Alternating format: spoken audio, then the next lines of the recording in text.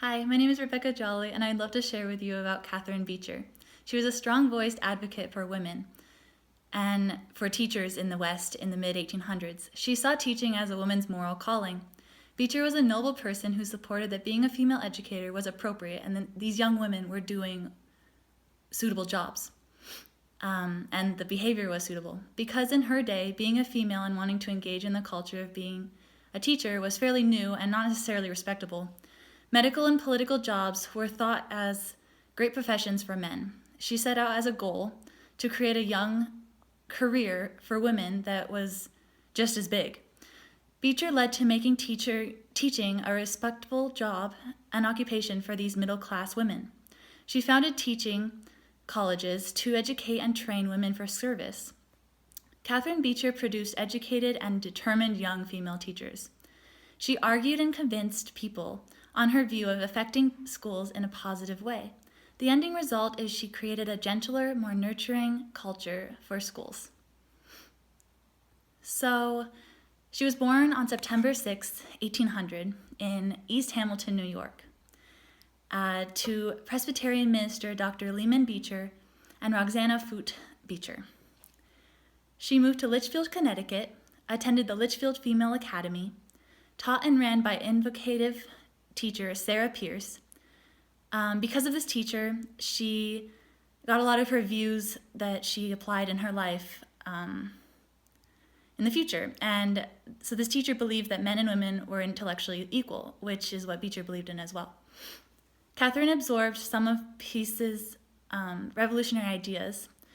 It introduced her to leadership skills and thrived at the school.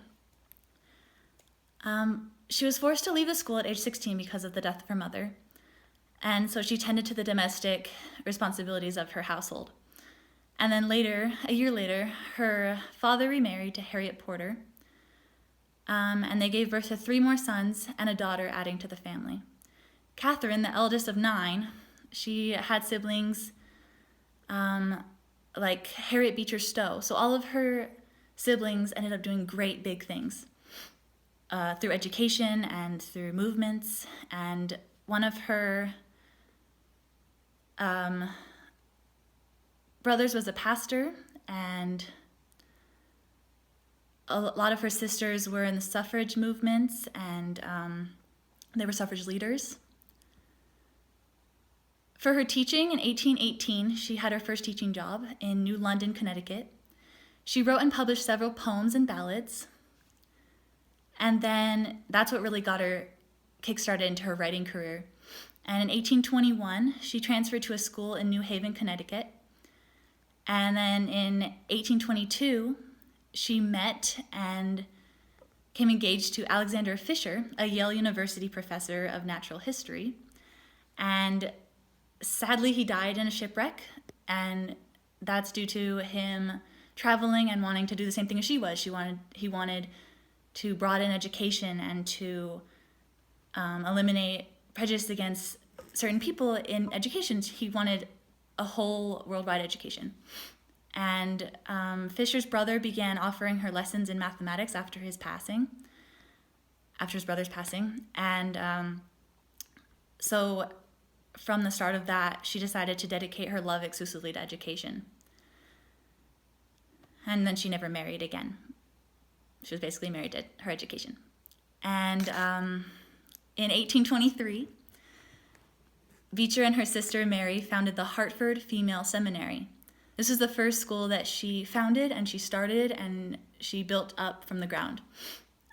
She started a thing called calisthenics, which is applying physical education into the school and exercising the mind along with the body, and she was a big advocate for physical health, and she viewed a lot of the ways that women treated themselves and their bodies back then not to be very helpful to them, and like corsets, for instance. She, in 1831, opened the Western Female Institute on the Ohio frontier, and that's when her father moved there, and he was in charge of a school. He was the head of the school. So she followed in his footsteps.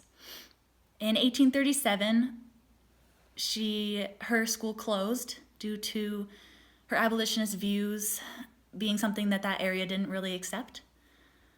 Her writing career kicked off when she started being a teacher, but it blossomed in 1837 when, after her school closed, she started working on the famous McGuffrey readers,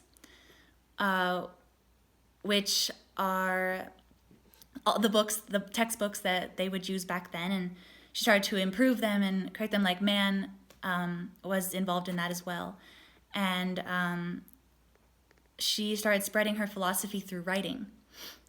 Beecher published a number of books providing guidance and praise for domestic life, such as her extremely popular Treatise on Domestic Economy in 1843. A lot of her books had to do with the economic and social part of a family and how women can be those wonderful mothers as well as being a teacher for other children. And because they have that maternalistic values in them and those just that nature in them that can definitely help a child grow in their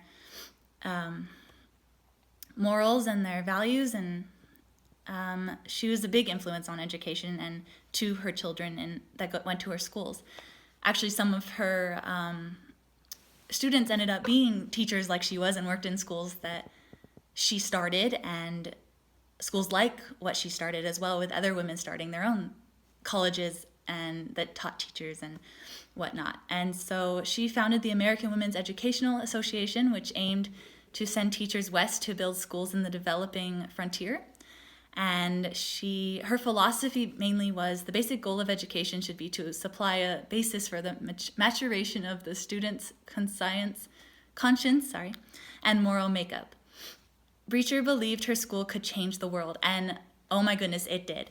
She was such an influence, and now today, all of her hard work really is paid off because it is what we have today. And she provided the great opportunity to further education by attending teacher colleges and sharing their newfound knowledge with her young children. And she, women across the world now continue to be successful in teaching others, and it has continued from generation to generation. And I'm so excited to be able to do that myself and teach future teachers and future leaders and future everything. And so every different career, and because of Catharine Beecher, this is all possible, and I can go to school as a woman and teach others. So thank you.